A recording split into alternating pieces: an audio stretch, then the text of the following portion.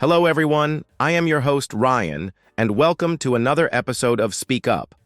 Today, we're discussing the concept of independent speaking practice, learning to speak English without relying on a partner. But have you ever wondered how you can boost your fluency on your own? This means engaging in self-directed exercises like talking in front of a mirror, recording your speech, and reflecting on your progress. The idea is to create a space where you can experiment with words and sentences freely, building both your fluency and confidence. The immediate benefits are significant: enhanced self-reliance, a tailored learning experience, and practical skills you can directly apply in everyday conversations. Stick around, because later I'll share a surprising tip that completely transformed my practice routine. It's all about taking charge of your English journey. Hi everyone, I'm Priya, and I'm delighted to join Ryan today as we explore solo English practice. Have you ever thought about what secret could unlock your potential to speak confidently on your own? Independent speaking is all about setting up your own learning environment, where you challenge yourself to communicate without external assistance. It encourages you to think, speak, and self-correct in real time. By practicing alone, you can focus on areas that need improvement and experiment with new vocabulary at your own pace. And here's a little teaser. Later in the episode, I'll reveal a simple technique that can instantly elevate your pronunciation. This method not only builds your language skills, but also boosts your self-confidence, making every practice session a step toward fluent, natural English communication. Let's dive in and discover practical strategies to make the most of your solo practice sessions. First, let's understand the barriers in independent learning. When you're practicing English on your own, one major challenge is the lack of immediate feedback. Without a conversation partner, it can be hard to tell if you're pronouncing words correctly or if your grammar is on point.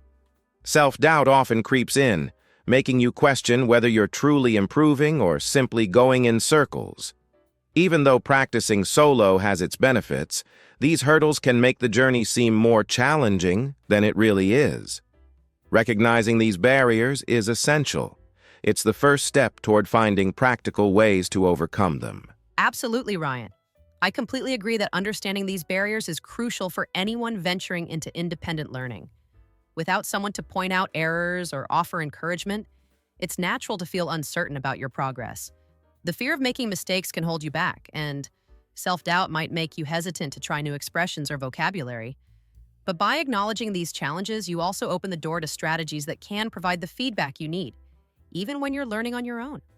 This honest recognition helps set the stage for practical improvements. Now that we've identified the challenges, it's important to focus on overcoming them. One effective strategy is to record your practice sessions. Listening to yourself can reveal areas where you need improvement, almost like having a virtual coach.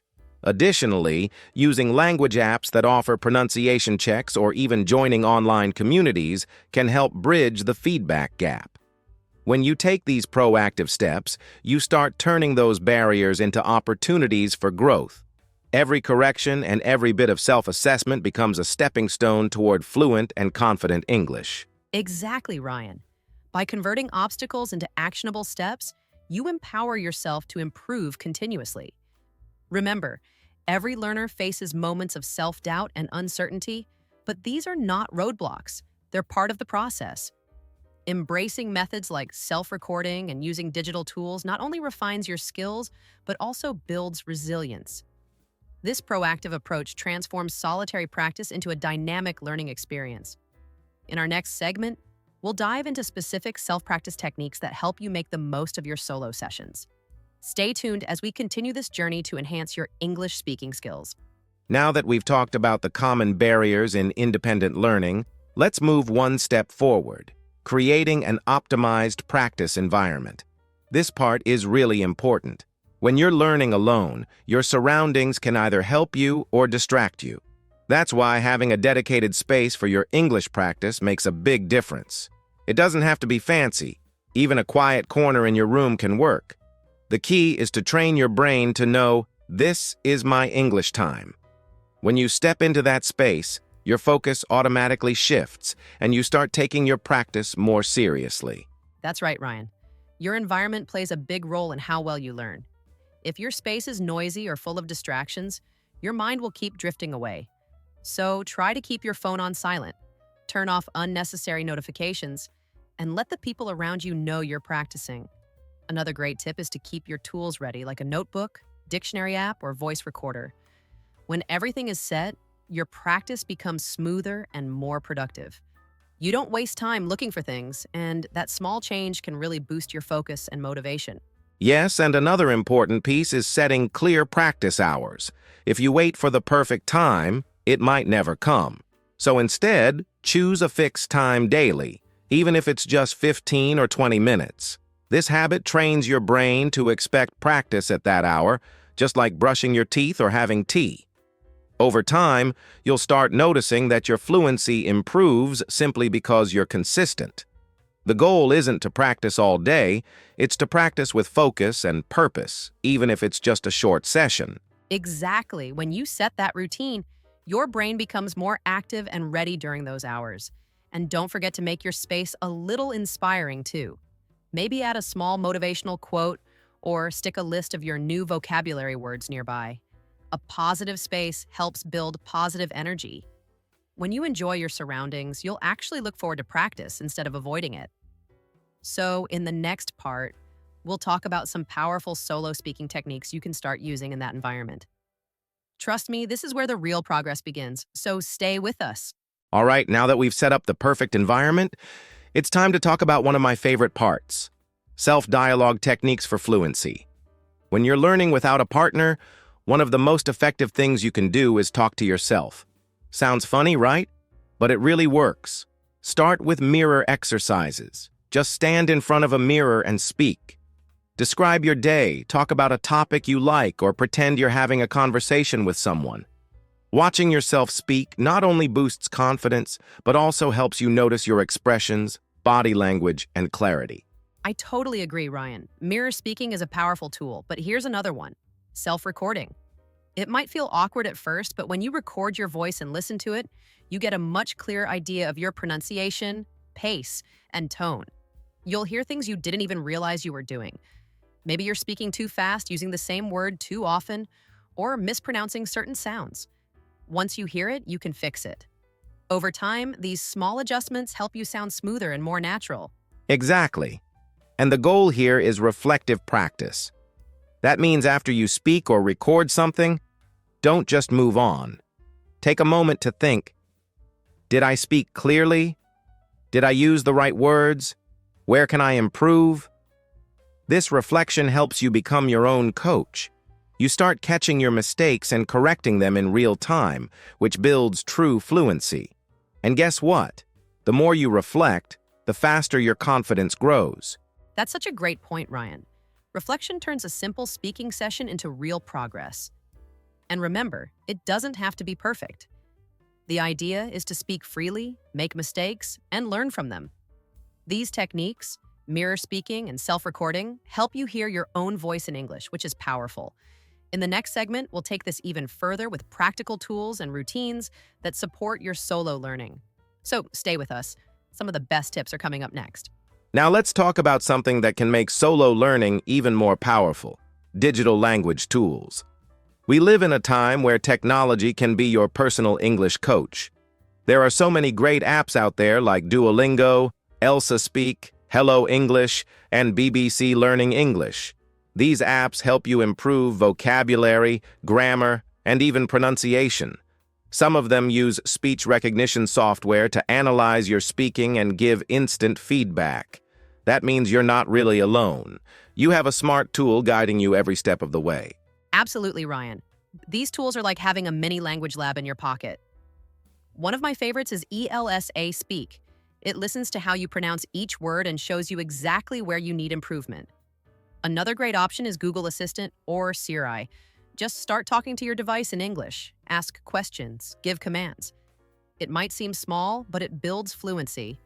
The more you interact with these tools, the more confident you become with sentence structure and pronunciation in daily conversations. And don't forget about online tutorials. YouTube is full of English teachers who break down grammar, pronunciation, and common mistakes in a very simple way. Channels like Speak English with Mr. Duncan, BBC Learning English, or even this podcast, Speak Up, give you access to lessons anytime, anywhere. You can pause, rewind, and learn at your own pace, which is perfect for solo practice. Yes, and if you want something more personalized, there are also virtual coaching platforms like Cambly or Preply. You can connect with real tutors and have one-on-one sessions focused on your specific goals. Even a 15-minute session a week can sharpen your speaking skills. The key is to use technology not just for entertainment, but as a serious tool for improvement. Whether it's an app, a tutorial, or a live class, these resources are powerful when used consistently. Let's move into something that's both fun and super effective: audiovisual immersion strategies. One of the best ways to improve your English speaking is to surround yourself with the language as much as possible. That means listening to podcasts, watching YouTube videos, or even enjoying audiobooks. This kind of natural exposure helps you hear how real conversations sound, how words are pronounced, where the pauses happen, and how tone changes. And the best part? You don't need to study it line by line. Just listening regularly trains your ears and helps your brain absorb patterns naturally. Exactly, Ryan. Audiovisual content brings the language to life. When you listen to native speakers, you start picking up on their rhythm and intonation. And to take it a step further, try a technique called shadowing. It's simple. You just play a sentence and repeat it out loud at the same time, like you're their shadow. It's okay if you can't catch every word at first. The goal is to match the pace and pronunciation. This trains your mouth and ears to work together, helping you sound more natural and fluent over time. Yes, and shadowing is great for improving pronunciation and fluency because you're not just repeating words. You're copying the way native speakers actually speak. It's like singing along to a song until you get every word right. You can start with short clips from your favorite shows or English learning videos. Pause, repeat, shadow. And little by little, your speaking will sound more confident and smooth. That's such a good comparison, Ryan. And one more tip, choose content that you actually enjoy. Whether it's a podcast about cooking, a motivational video, or a short story audiobook, make sure it keeps you interested. The more engaged you are, the more you'll absorb without even realizing it. And when you combine that with shadowing, your speaking improves without feeling like hard work. Now let's talk about something that brings it all together: establishing a structured daily routine. One of the biggest reasons people struggle with English fluency is inconsistency. That's why building a simple daily schedule with clear speaking exercises is so important. Even 15 to 20 minutes a day can make a huge difference. For example, you can start your day with a 5-minute mirror talk, then later record yourself speaking about a topic, and maybe end the day by shadowing a short podcast or video. When these small actions become part of your routine, your progress becomes steady and visible. Exactly, Ryan. And to stay motivated, it helps to set small, measurable goals. Something like, this week, I'll learn and use 10 new vocabulary words. Or, every day I'll talk in English for at least 10 minutes. These kinds of goals keep you focused and give you something to celebrate. It's also a good idea to track your speaking sessions in a notebook or app. Note down how you felt, what you learned, and where you need to improve. When you look back after a month, you'll see real growth, and that's super motivating. Yes, and here's a tip. Assign specific tasks to different days. Like Monday could be for storytelling, Tuesday for mirror talk, Wednesday for shadowing, and so on. This keeps your practice fresh and prevents boredom. Also, be kind to yourself. If you miss a day, don't worry. Just pick up where you left off. The goal is not perfection, it's consistency over time. That's such a great reminder, Ryan. The more consistent and intentional your practice is, the more confident you'll feel in real conversations. A good routine builds momentum, and that momentum turns into fluency. Start small, stay regular, and keep adjusting your routine based on what works best for you. English isn't learned overnight, but with daily speaking, your progress will be faster than you think. We've covered so many useful strategies, but there's one more key part: self-monitoring and adaptive techniques. When you're practicing alone, it's important to pause and ask yourself, am I actually improving? One way to do this is through self-assessment. After each practice session, rate yourself on a few simple things. Was I clear? Did I use new vocabulary?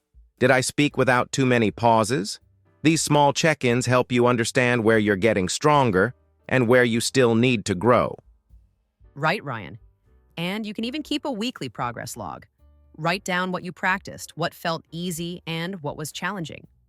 Over time, this gives you a clear picture of your journey. But don't just track, adapt. If mirror speaking is starting to feel repetitive, try storytelling. If you've mastered short phrases, challenge yourself with longer sentences. Your speaking plan should grow with you. That's the beauty of solo learning. You have full control to shift and improve based on your own feedback.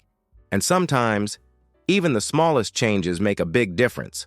For example, maybe you find that you're better at speaking in the morning than at night, so adjust your routine. Or maybe you notice you're always using the same phrases, so you add vocabulary drills to your practice. The key is to treat your speaking journey like an experiment. Try things, measure the result, and then improve your method. That's how real, lasting progress happens. Exactly. And with that, we're wrapping up today's episode of Speak Up. We've talked about solo speaking, self-dialogue, daily routines, digital tools, immersion, and more. The takeaway? You don't need a partner to become fluent. You just need the right mindset, smart strategies, and consistency. Keep showing up, keep speaking, and trust your journey. Thank you so much for spending time with us today. We hope this episode gave you clear, practical ways to speak English confidently, even on your own. If you enjoyed it, don't forget to like, share, and follow Speak Up. New episodes drop every week with more tips and topics to help you grow.